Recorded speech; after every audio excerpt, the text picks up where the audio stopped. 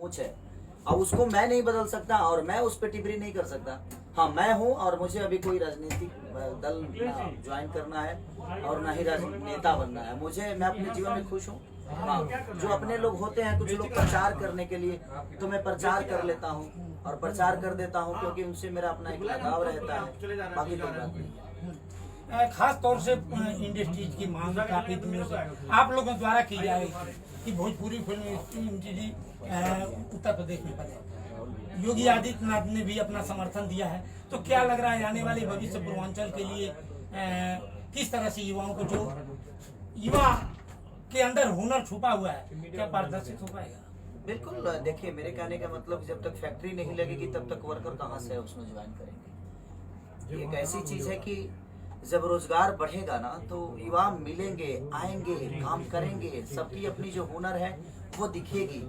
ये बताइए कि जब हम कंप्यूटर नहीं लगाएंगे तो कंप्यूटर चलाने वाले लड़के कहाँ से आएंगे?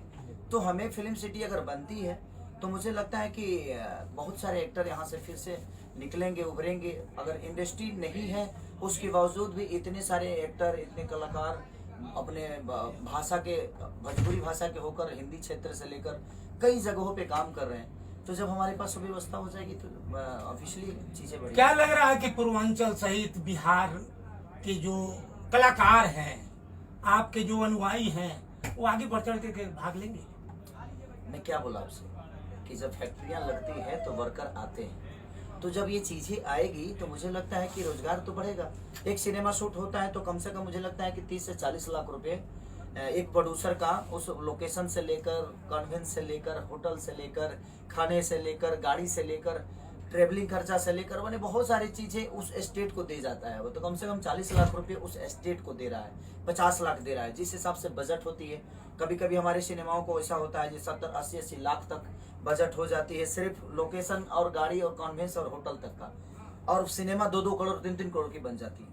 तो कहीं ना कहीं उस राज्य को रोजगार ही दे रहा है अगर एक सिनेमा बनाने को यहाँ पे आ रहा है तो। नहीं तो क्या लग रहा है बिहार, देखिए एक फिल्म सिटी बन जाने से थोड़ी सी राहत तो होगी, लेकिन सिर्फ एक फिल्म सिटी बन जाने से ही रोजगार की आप कह सकते हैं ये खत्म हो जाएगा, ये संभव नहीं है। उसके लिए हमारे राज्य में फैक्ट्रियां बहुत जरूरी है, उद्योग बहुत जरूरी है, और इसके लिए राज्य सरकार को मुझे लगता है कि बड़े बड़े उद्योगपति, चाहे वो किसी स्टेट के हो, आखिर गुजरात में बड़े बड़े लोग लगा रहे हैं ना, तो जब तक बिहार यूपी में बाहर से लोग आकर काम नहीं करेंगे तब तक मुझे नहीं लगता है कि बाहर से आकर फैक्ट्रियां नहीं लगेगी, तब तक रोजगार नहीं मिलेगा। और नहीं आने का कारण भी हमारे राजनेता ही है। ये जंगल राज है, यहाँ आतंकवादी रहते हैं, यहाँ माफिया है, यहाँ रंगदारी टैक्स है, यहाँ ये है, इनके राज्य में ऐसे गोली मारा जा रहा है, इनके राज्य में ऐसे अपहरण हो रहे हैं, इनके राज्य में ऐसे अपहरण हो रहे हैं। तो जब एक राजनेता अपने मुंह से बोलता है कि यहाँ जंगल राज है, तो बताइए बाहर के उद्योगपति कैसे आएंगे आपके राज्य में? जब आप एक पोजीशन पे हो, आप एक कहीं ना कहीं जिम्मेदार व्यक्ति होकर, और आप अपने ही राज्य के लोगों को बोलते हो कि यहाँ पे जंगल राज है, यहाँ पे माफिया रहते हैं, यहाँ पे ये रहता है, तो कोई बाहर का आदमी आपके राज्य में वर्क करने कैसे आएगा? कब? अच्छे बताइए, कौन सा गुजरात का मुख्यमंत्री बोल दिया कि मेरे राज्य में जंगल राज है मेरे? और कहाँ हत्या नहीं होती है, कहाँ मर्डर नहीं होता है, कहाँ चीजें गलत नहीं होती है? मुझे कोई बता दीजिए कोई ऐसा राज्य है जहाँ पे मर्डर नहीं होता है, जहाँ पे खून नहीं होता है, जहाँ पे रेप नहीं होता है? हर जगह होता है सर।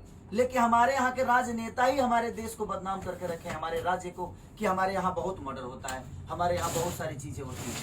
आज गुजरात में, बॉम्बे में, कहाँ कहाँ नहीं उद्योग कहाँ से लग रहा है। हमारे यूपी बिहार में क्यों नहीं लग रहा है?